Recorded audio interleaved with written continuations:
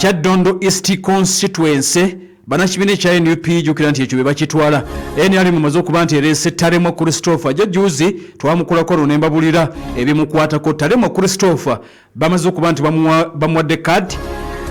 bamuwadde kadi gendengedde okuva side ye asobodde okuba nti awangudde n'obululu kumpi 13 range ya bululu kumpi 13 okusinza ku ebyo byengenze maaso n'okuba nti ate enfuna okuva wali mu Kyaddondo East Constituency nga ebigenze maaso n'okuba nti munnange abitambudde n'abanga asobodde okuba nti awanguddewo Taremwa Christopher Kyaddondo East Constituency alinze wa NUP n'ebibiina ebirala bagenda okuba nti oba oliawo baleeta kakati of course ne constituencies endala atujja kuba tuzibabulira nga bwe bitambudde bagambe nti twagala genda kakati mu ddwaniro wabula ebirala byetugenda maaso n'okuba nti tulengera wano ebirala byetulengera abasobodde okuba nti ebintu tebitambudde bulungi bagambe nti lisiti zino mpanvu naye bano wammanga tebitambudde bulungi twaha kagabo bagambe nti kimaze okuba nti kimuledde Chausi Mwanguhya tebitambudde bulungi kimaze okuba nti kimulya Asimire Maclean Igala West tebitambudde bulungi Winfred Bagaya Kiki umane MP Fort Porto Kabalole tebitambudde bulungi Minister Joyce Moliku Kaduchu umane MP tebitambudde bulungi okuva eri Moroto Esther Mbayo Local District umane MP naye mpuliriza tebitambudde bulungi Nathan Igeme Nabeta naye mpuliriza tebimutambulidde bulungi Nathan Igeme Nabeta okuva ali mu Jinja South East Constituency naye mpuliriza eyo tebitambudde bulungi okusinza ku ebyo abyetugenze maaso n'okuba nti mpuliriza tulengera kale no tukyagezaako okukungaanyiza ebirala nga bwe magambe nti byonna tusobola kuba nti tubimalayo wano nsigadde munaba mugenda maaso n'okuba nti mubifuna naye nga baminister bekiridde Bulamoji minister gwe bayita Ngobi Gume Frederick State Minister for Cooperatives tasobodde kuba nti asimatuka akadi bagimumya abalonzi Dr. Joyce Moliku Kaduchu bagamye nti akiikirira Moyo Simoroto akiikirira Moyo ono ne minister State Minister for Primary Education mu ggwanga tebitambudde bulungi bamumeze Victoria Rusoke Businge ono minister wa state w'ensonga za government ez'ebitundu mpuliriza Kabalole naye basobodde okuba nti bamumeze minister owa gender labor ne social development bamuta Peace Mutuzo eri Ebunyangabu basobodde okuba nti bamuwangudde Minister of State ow'ensonga z'empisa ethics and integrity ye Honorable Rose Lile Akero Minister ow'ekitundu ekiyitibwa Ndora West ono yampuliriza bamumeze Minister owa Relief Disaster Preparedness and Refugees ye Musa Echweru kitundu ekya Amuliya tebitambudde bulungi basobodde okuba nti bamumeze State Minister for Trade Industry and Cooperatives ye David Bahati okuva mu Ndora West Constituency ampuliriza oyo naye tebitambudde bulungi akalulu bakamukubye kakati n'ebitundu ebirala nga bize bigenda maaso n'okuba nti result zivuddeyo of course mujja kuba muzifuna naye nga sofa byebyo bitusobodde okuba nti tukukungaanyiriza ebirala tunaba tubifuna mpolampola kamyufu ka kibiina kya NRM abagudde n'abagenze maaso n'okuba nti oba oliawo abawangudde bitutegeddeko sofa mwabali nnyo okuba nti mutaddeko Pal FM ekkula eri omuntu wa bulijjo kankuyingizeeko mu ddwaniro Report in depth. New video today from Israel's military claims to show. You tell us your side of the story. Hamas has underground tunnels and basements, but they sure know how Pal to torture. FM News and your world. Behind every statement, there is a bigger story. Get the bigger and real story. This is Pal FM. Ekkola ly'omuntu wa bulijjo. This is Pal FM ekula eri omuntu wa bulijjo wabule tugoberera kakati tuyingidde ku katono munda mu bisenge by'amakolero ag'entalo eyo tujja kudda bwe tuvaayo eno tugende mu minzaani Mawokota South Constituency district ampulirize y'Empigi kakati katubeeko byetugenda maaso n'okuba nti tulaba jjukira nti olutalo olwagenda maaso n'okumala ennaku 12 tukyagenda maaso n'okuleka nti tufuna ebyavaayo kakati ripooti ku ripooti zetufuna waliwo ripooti empya egenze maaso n'okuba nti evuddeyo ripooti empya evuddeyo assessment ekyagenda maaso n'okuba nti ekolebwa abasajja bayitibwa Abamerica baagala bakakase nti ddala enfu za Iran 3 bazikuba ne bazoogoloza Fordo, Natanz ne Isfahan. Kakati okusinziira ku mawulire nga bwe gavuddeyo gategeezezza mukutu oguyitibwa NBC guripootinze bagambye nti kakati ekiri latest report zivaayo buli lunaku batubuulira ekyaliwo kati batugambye nti ekiri latest ku nnumba ezakolebwa America Fordo wali ampuliriza Natanz ne Isfahan bagambye nti olulumba lumu latha enfeemu ye yakubwa ne bagyogoloza era bagambye nti Fordo nuclear facility attack yakolebwawo was successful in setting back enrichment capabilities by as much as 2 years.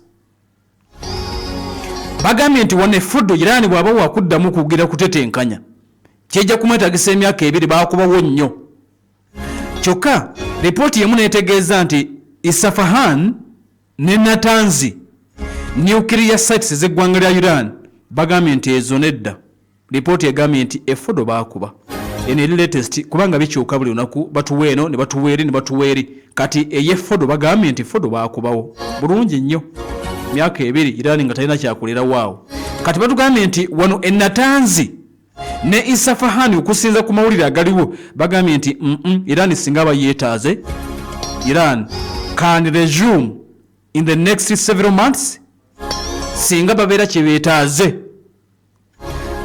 okusinza ku assessment egenda maaso n'okuba nti empuliriza ekolebwa ebyo ne latest mawulire ago gafuniddwa okuva ku kitebe ky'ebyokwerinda Pentagon gubadde mukutu oguyitibwa NBC gwegenze maaso n'okuba nti guripootinze ebiri latest kakati tulinze ebirala because assessment ekyakolebwa reports nyingi ezigenda maaso n'okuba kandi zijja nga esoose rather ngeri latest emenyawo yasoose kakati eri latest esaawa eno yeeyo bagambye nti Fordo baakubawo bulungi nnyo ekitundu ekiyitibwa Isfahan ne Natanz tebannabagenda maaso nti baakikuba naye ebyo Iran asobola okuddamu okubolewo n'atetenkanya naddamu okuddamu obaolyawo okwenrichinga uranium we Israel gwagamba nti abasajja bano basuubira nga bateekateekamu kozesa okukola ebyokwanisa ebikuusa amaanyi aga nuclear olunaku olwajjo nasinzirirwa n'ekutegeeza nti Israel awatali muzannyo awatali kusaaga yazzeemu neerabula Iran n'eteekawo red line 3 bagambye nti kasatu laba ekimu ku bino tujja kuddamu tukulumbe ekisooka Iran okuddamu okuwa ebibinja ebyenjawulo ebyokwanisa bagenda maaso n'okuba nti obaolyawo bakozesa ekyo baakirabuddeko ekyokubiri red line gye baataddewo Iran obutagezaako okukola ampuliriza byakuwanyisa nga bikuba wala Missile ranges bagambye nti mukendeeze ku missile ranges ali alagira Israel kakati ekyokusatu of course ekino bamugambye nti singa tuddamu okulaba nga weebuzaabuza simanya okukuta ne uranium ogamba nti simanya agenda kukola bya bulimi simanya agenda kujja masanyalaze tetugenda kulwisa fe tujja kusabula tetujja kwebuza ku muntu yenna tujja kuba tulumba bulumbi embeera nga bwetambula kakati amawulire amalala gagano gava munda mu ggwanga ereetibwa era Iran omukutu oguyitibwa Mehr News Agency bavuddeyo nabo ne bagamba aba Iran omanyi nabo baaki buli balinga mu Isirairi kyova olaba abamu kufe kati kino kyange si kya mawulire si kya kino opinion yange Iran n'eggwanga lya Isirairi bw'owulira buli omu bw'ayogera baali beetaaga akadde lwakuba nti bibaamu okufa ne baali beetaaga akadde ne baba warring ne tulaba bano baali beetaaga akadde ne baba warring ne mudda ku bbali sooka ne mulaba ani yaani okitegeera kubanga tewali akkiriza munne nti amusobola kati Israel nga yakamala baterawo red line 3 nabaga nti mudigeze ne mubuuka akalayini ako kati agave munda mu ggwanga etibwa erya Iran ng'ategeezezza inti Iran egenda kutekinga action oba etya bagambye UN aba Iran police singa temubonereza Isirairi na America olw'effujjo lye baakola ne batulumba mu mateeka g'ensuna tekikirizibwa kulumba ggwanga waakiro oyita mu UN n'ogigamba kola kino kati Iran egambye nti tubataddeko amaaso ago singa temubonereza Isirairi na America tulina kye tugenda okukola. We shall take action. Aba Iran bakanga oba bakakasa bagambye nti singa temugenda maaso nakuboneza abasajja abo abazayunist abasaatuusi ba occupiers, omanyi babayita ba occupiers. Aba Iran Israel bagiyita ba occupiers, era bo ekigambo Israel tebakiwandiika mawulire. Aba Iran baagaana ekigambo Israeli bagamba tekiriyo, tewaliwo ggwanga lye bayita Israeli, era mu mawulire gaabwe bwe babeera babawandiika babayita ba Zionist, bagiyita Zionist regime. Kati balifaalinga ku ggwanga lya Israeli ekitundu kya Israeli kyeriko nga bwewandiga nti eggwanga lya Israeli bawagamba occupied territories eza Palestine. Omwirani tayogera ne mu mawulire tebakyogera nti Israeli ggwanga, bo bagiyita occupied territories, ebitundu bye babba obubbi Irani bweyogera. Kati egambye abasajja abo abasaatuusi Abamerika n'Abazionist singa UN tebaako kyekola bagenda kuba bo bennyini batekinga action oba batya tetumanyi. Kyova olaba bulijjo mbagamba wano nti okusinza ku mawulire nga bwe tugalaba ne bye tuwulira ng'otawuluwedde lulabika ng'olwawumulamu obuwummuzi, bano bajja kuddamu beekube, bajja genda maaso n'okuba nti mpuliriza baddamu beekube. Statement evudde munda mu ggwanga ereetebwa erya Iran senior security official abadde ayogerako n'omukutu oguyitibwa RT n'alabula n'agamba nti ffe tulinze UN ebonereza abasaatuusa abo, singa tebabonereza Iran is ready to take action. Abairani bagamba nti ensonga bajja zetwalira mu ngalo zaabwe singa Omuyisirayiri n'Omumerika tebamubonereza olw'okubalumba nga tebalina lukusa. Report in depth. New video today from Israel's military claims to show. You tell us your side of the story. Your side of the story. Hamas has underground tunnels and base. Pale FM ekula eri omuntu wa bulijjo banno abayitibwa Pure Herbs Clinic abo bakujjanyabisa eddagala nga lya butonde, bagamba nti bajjanyabisa eddagala nga lya butonde. Omwami yagaziwa prostate wezanyikiza n'ogaziya prostate amaanyi ne gakuggweramu ddala omusulo gujja bugwesiba ofuisa kumukumu, ensonga z'essenge zaatabukira ddala. Kwata emitwalo 4 n'ekitundu ogende mu Pure Herbs Clinic, bali wali ekyebando emabega wa Butaba supermarket oba emabega wa Starbucks empya ku mitwalo 4 n'ekitundu. Bajja kuba bakujjanjaba otawanzi ba rusaazi, genda n'emitwalo 4 n'ekitundu kikeeto, omuliro mu lubuto tofuluma bulungi, infection zikutawaanya, amazzi galimu oluso omukyala govaamu, genda ofune eddagala. Otawanzi bw'omugongo emitwalo 4 n'ekitundu bagenda kuba bakujjanjaba ate ng'eddagala basobola okulireeta wonna wooli. aba Pure Herbs Clinic essimu ya 252 98 24 075 298 24 076 37 ojja kuba bafuna bulungi. Noti 767 37 Airtel eri noti 752 98 ojja kuba oyogera n'aba Pure Herbs Clinic wali Empererwe. Ate nga Kampala University bagamba nti academic registrar addamu okuyita mu abayizi abamaze senior okuna senior 6 sakuna mu abagala upgrading ndikuwandiisa mu August intake kugenda mu maaso, abagala okusoma day evening weekend in service program weri n'amabagala obakwasizaako ku students loan scheme ey'omwaka guno weri genda wewandiisa obutasukka nga 31 omwezi guno ku ttabi ekkulu wali eggaba ku lubalama lw'ennyanja okuba ku noti 7 noti 6 8 389 noti 7 noti 6 8 389 oba noti 7 6 975 SH Family Hardware ne bagamba nti batuukiri wali kukubera genda ku headquarters eza district ewakiso bali opposite ni Masajidi Nol bayina buli kikaje bizimbisibwa ku bay ennongi be plumbing misumali tanka mitayimbo sengenge mataala ojja kuba ate bafuna bulungi. Osobola okugula buno account teka ku sente tuukiriza ekiruubirirwa kye ekyokuzimba essimu noti 754 34354 noti 754 34354 ojja kuba bafuna bulungi. Professor Dr. Katumba Hussein jajja wa Habo wali ku Uganda Joint Habo Research Clinic kulwe busaba kubuzizaako nnyo ndabira aba boda abali side wangama nti batumbula ekyenkani dawo. Professor Dr. Katumba Hussein abajjukiza nti abalinze ku lusiisa lw'ebyobulamu wiiki ejja ku lunaku lw'omukaaga n'olunaku lugenda kubeera lwa Sunday inshallah. Kakati katukomewo mu ssaawa ey'okubiri tutandike ne minzaani Mawokota South Constituency gye twolekedde n'ebira bitwongera okuleka ntufuna alizaati endala zengenda okuba nti enkuŋŋaanya wano nazo nja zikwongera. Tujja mu ssaawa ey'okubiri still tukyali ne MTN. Lydia, eyakava China wiki bbiri emali yetuusa oli mu kutikkula? Yo wange bwe tonnatikkula? Nyabo, kampuni gye nasooka okukozesa emali yagireeta oluvannyuma lw'emyezi 6. Oba gwani ekkolera? Toddamu kubonaabona. Kampuni ya Ship With Us ebimalanga bulijjo. Ship With Us bazza kutwanguyiza mu by'obusuubuzi. Batambuza byamaguzi okuva e China okutuuka e Mombasa mu nnaku 17 zokka. Ate okubijja e Mombasa okutuuka e Kampala mu nnaku 3. Oyagala kuleeta container namba oba oyagala kugatta ne banno kye bayita groupage, byonna babikola. Osobola okuweereza ne ssente eri ba suppliers e China ng'oyita mu ba Ship With Us nga kino bakikolera ku bwereere. Bakuyambako n'okufunira ba supplier abatuufu okuva e China wamu n'okulambuza obutale mu China ate nga bakola ne clearing and forwarding. Basangibwa ku Master Plaza level 2 room number S13 ku Bombo Road okulina na Equatorial Hotel. Okumanya ebisingawo okubira Yusufu ku noti 7 noti emu 46 16 9 oba ku address ye China ku +8 1 3 6 82 5 75. Amanya gange nze Babirye Sauda ndi muyizi ku Apple Skills Institute. Amanya gange nze Sekidde Musa ndi muyizi ku Apple Skills nguguse mu kukwata film wamu n'okugiteekateeka. Amanya gange nze Magezi Tasnim ndi muyizi ku Apple Skills nkuguse mu kukwata video. Amanya gange nze Nakaunde Shamim ndi muyizi ku Apple Skills nkola journalism and mass communication.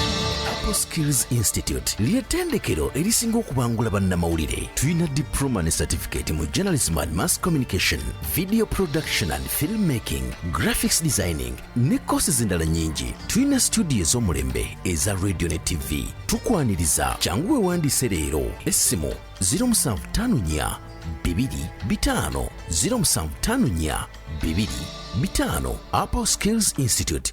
Mbanjulira M&H Islamic Center nateeta abaleese enzijanjaba eya hijama oba Islamic cupping ey'okulumika eri abalina obulumi obw'amaanyi mu mubiri musobole okubwegobako nga Ssemukkuto bwe yeegoba ku bali b'amayenje. Abalumwa amagulu n'omugongo nakanyama omubiri oguzitowa n'ennyingo n'omutwe ebiruma saako omutwe oguzitowa n'obulumi bw'omubiri obulala wamu n'okusanyalala. Abakyala batawanyizibwa ensonga zaabwe n'azibukula enseke n'okujjanjaba ebizimba kabooto ng'alusa ne kandida emisujja gyonna n'endwadde ez'ekyama n'okakasa nti ekinene ky'ekimire kitone mamba emirenkejje. Nga M&H Islamic Research Center abajjanjabisa ijama bali nateete opposite ne Totala okupaaka ku Ntami Complex songa e Masaka bali Kinoni mu tawuni ng'ate Bugwanjuba bali Shema Kabwohe ng'ebisingawo okubira Sheikh Kasujja Umaru ku 0702 720 695 oba 0782 720 695. Weefunire Kabode Super smartphone empya onyumirwe GB 16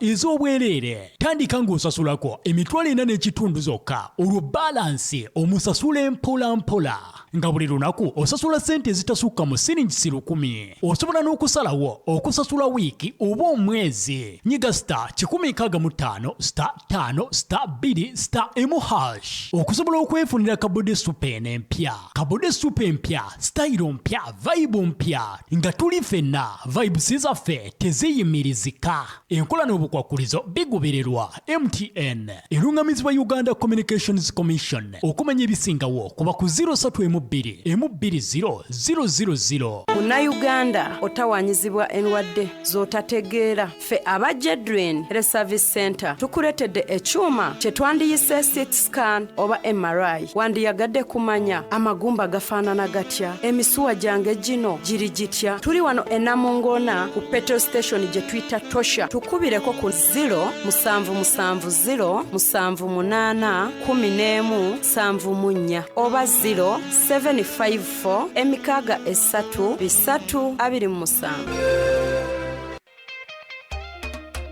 You have the power to make moves, to keep business moving, to create opportunities, to be in control of your growth every day. Because you have Momo, and with it, you have the power to be more. Dial *165# or use My Momo app to pay, invest, and much more. MTN. MTN Momo is regulated by the Bank of Uganda.